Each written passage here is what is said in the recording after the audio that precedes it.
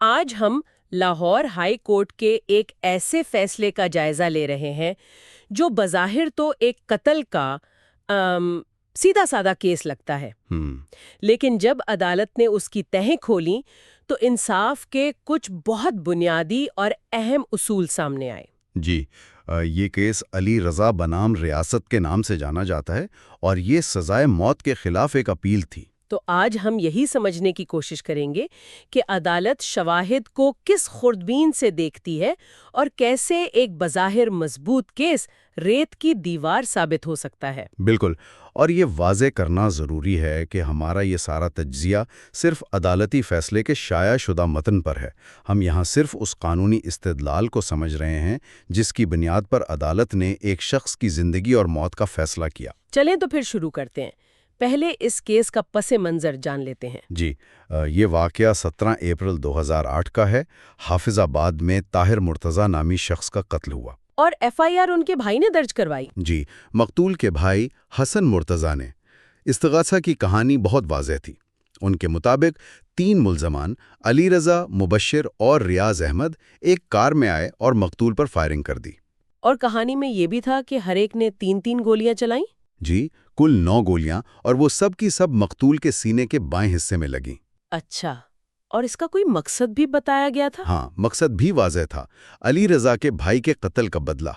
تو مطلب مقصد بھی ہے، ملزمان کے نام بھی ہیں اور عینی شاہد بھی۔ پہلی نظر میں تو یہ کیس بہت مضبوط لگتا ہے۔ بالکل، اسی لیے یہ کیس اتنا دلچسپ ہے کیونکہ استغاثہ نے اپنا سارا دار و مدار 2 لوگوں کی گواہی پر رکھا تھا۔ ایک تو مقتول کا بھائی حسن مرتضیٰ، ہاں، اور دوسرا ان کا ایک رشتہ دار طارق اقبال۔ دونوں کا کہنا تھا کہ انہوں نے سارا واقعہ اپنی آنکھوں سے دیکھا ہے، لیکن یہیں سے کیس کی بنیادیں ہلنا شروع ہوئیں۔ اچھا تو سب سے پہلا سوال تو یہی اٹھا ہوگا کہ یہ گواہ موقع پر کر کیا رہے تھے؟ آپ نے بالکل صحیح نقطہ پکڑا۔ عدالت نے انہیں اتفاقی گواہ یا چانس وٹنسز قرار دیا۔ یعنی جن کا وہاں ہونا مشکوک ہو؟ جی دیکھیں، دونوں گواہ ننکانہ صاحب کے ایک گاؤں کے رہنے والے تھے جو جائے وقوع سے تقریباً 100-150 کلومیٹر دور ہے۔ اتنی دور؟ تو انہوں نے وہاں ہونے کی کوئی وجہ بتائی؟ انہوں نے کہا کہ وہ فیصل آباد میں ایک تفتیش میں شامل ہونے کے بعد مقتول کے ساتھ حافظ آباد آئے تھے، لیکن وہ اس بات کا کوئی ٹھوس ثبوت، کوئی دستاویز پیش نہیں کر سکے۔ اور پھر سب سے بڑی بات یہ ہوئی کہ تفتیشی آفیسر نے خود جرح کے دوران عدالت میں مان لیا۔ 1 منٹ، تفتیشی آفیسر نے؟ جی، اس نے خود مانا کہ یہ ایک بغیر شاہدین کا واقعہ، یعنی ان وٹنسڈ اکرنس تھا۔ یہ تو بہت بڑی بات ہے۔ یعنی کیس کا تفتیشی آفیسر خود کہہ رہا ہے کہ کوئی چشم دید گواہ نہیں تھا، جبکہ پورا کیس ہی 2 گواہوں پر کھڑا تھا۔ بالکل، اور یہ استغاثہ کے کیس کے تابوت میں پہلی کیل تھی۔ اس نے گواہوں کی موجودگی پر ایک بہت بڑا سوالیہ نشان لگا دیا۔ اچھا، اب آتے ہیں اس کہانی پر۔ 9 گولیاں اور سب کی سب سینے کے بائیں جانب، یہ تو سننے میں ہی بہت عجیب لگ رہا ہے۔ یہی نقطہ عدالت کے لیے سب سے اہم ثابت ہوا۔ دیکھیں، پوسٹ مارٹم رپورٹ نے یہ تو تصدیق کی کہ سینے پر 9 زخم تھے، جس سے دل اور پھیپھڑوں جیسے اہم اعضاء تباہ ہو گئے تھے، لیکن عدالت نے یہاں سائنس اور طبی ماہرین کی مدد لی۔ اور سائنس کیا کہتی ہے؟ ماہرین کی تحقیق کے مطابق جب کسی انسان کے سینے جیسے اہم حصے پر ایک بھی گولی لگتی ہے تو وہ شخص چند سیکنڈ سے زیادہ کھڑا ہی نہیں رہ سکتا۔ تو یہ کہانی کہ مقتول کھڑا رہا اور یکے بعد دیگرے 9 گولیاں ایک ہی جگہ وصول کرتا رہا، یہ طبی لحاظ سے ناممکن ہے؟ جی بالکل، عدالت نے کہا کہ یہ عقل سے بالاتر ہے۔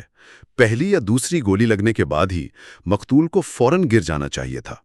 اگر بعد میں مزید گولیاں لگتی بھی تو وہ جسم کے مختلف حصوں پر لگتی، سب کی سب ایک ہی جگہ پر نہیں۔ اس کا مطلب ہے کہ یہ کہانی بعد میں بنائی گئی؟ عدالت کا بھی یہی خیال تھا کہ یہ کہانی کسی ایسے شخص کی لگتی ہے جس نے واقعہ دیکھا نہ ہو، بلکہ بعد میں زخموں کو دیکھ کر ایک کہانی گھڑ لی ہو۔ تو گواہوں کی کہانی سائنس کے سامنے ٹک نہیں سکی؟ کیا پولیس کی تفتیش میں کوئی اور ٹھوس ثبوت تھا؟ یہیں پر کیس کی مزید کمزوریاں سامنے آئیں۔ دیکھیں، جب پولیس لاش کو تحویل میں لیتی ہے تو ایک انکویسٹ رپورٹ بناتی ہے۔ جی، حیران کن طور پر ان دونوں گواہوں کا نام نہ تو اس رپورٹ میں تھا اور نہ ہی پوسٹ مارٹم رپورٹ میں لاش کی شناخت کرنے والوں میں۔ اگر وہ مقتول کے بھائی اور قریبی رشتہ دار تھے اور موقع پر موجود تھے تو ان کا نام تو سب سے پہلے ہونا چاہیے تھا۔ یقیناً ان کا نام نہ ہونا اس شک کو مزید پختہ کرتا ہے کہ انہیں بعد میں گواہ کے طور پر پیش کیا گیا۔ اور کیا کوئی اور بھی اہم نقطہ تھا؟ جی، ایک اور بہت اہم موڑ تھا۔ اسی کیس کا ایک شریک ملزم مبشر، جس پر 3 گولیاں چلانے کا الزام تھا؟ جی اسی کو، اسے ایک الگ ٹرائل میں پہلے ہی بری کر دیا جا چکا تھا۔ اوہ، یہ تو بہت اہم ہے۔ یعنی عدالت ایک ہی گواہی کی بنیاد پر ایک ملزم کو بری کر چکی تھی؟ بالکل، اور قانون کا اصول بہت واضح ہے۔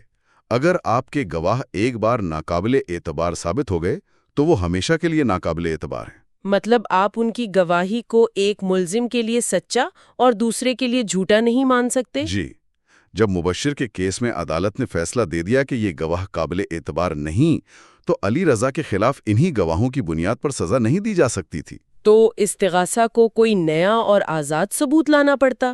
جو وہ نہیں لا سکے۔ اچھا، اور وہ جو پستول برآمد ہوا تھا اس کا کیا بنا؟ عدالت نے اسے بھی غیر اہم قرار دیا۔ ایک تو وہ کھلی جگہ سے برآمد ہوا جو کوئی بھی رکھ سکتا تھا، اور دوسرا فورینزک رپورٹ یہ ثابت ہی نہیں کر سکی کہ جائے وقوع سے ملنے والے خول اسی پستول سے چلے تھے۔ تو وہ برآمدگی بھی بے معنی ہو گئی۔ جی بالکل۔ تو پھر مقصد کا کیا ہوا؟ استغاثہ کے پاس تو بدلے کا ایک مضبوط مقصد تھا۔ اس پر عدالت نے بہت دلچسپ تبصرہ کیا۔ انہوں نے کہا کہ مقصد ایک 2 دھاری تلوار ہوتا ہے۔ 2 دھاری تلوار مطلب یہ کہ یہ جرم کرنے کی وجہ بھی ہو سکتا ہے، لیکن ساتھ ہی پرانی دشمنی کی وجہ سے کسی کو جھوٹا پھنسانے کی وجہ بھی بن سکتا ہے۔ صحیح۔ جب باقی کوئی ثبوت نہ ہو تو صرف مقصد کی بنیاد پر سزا نہیں دی جا سکتی۔ بالکل۔ تو ان تمام کمزوریوں کے بعد عدالت آخر میں کس بڑے قانونی اصول پر پہنچی؟ حتمی فیصلہ فوجداری انصاف کے سنہری اصول شک کا فائدہ یعنی بینیفٹ آف ڈاؤٹ پر مبنی تھا۔ عدالت نے واضح کیا کہ استغاثہ کی ذمہ داری ہے کہ وہ ملزم کا جرم کسی بھی شک و شبہ سے بالا تر ثابت کرے، اور اگر کوئی بھی معقول شک رہ جائے تو اس شک کا فائدہ ملزم کو ایک حق کے طور پر دیا جائے گا، کسی رعایت یا مہربانی کے طور پر نہیں۔ اور اس کیس میں تو ہر قدم پر شک ہی شک تھا۔ گواہوں کی موجودگی، ان کی کہانی، تفتیش کی خامیاں، ہر چیز مشکوک تھی۔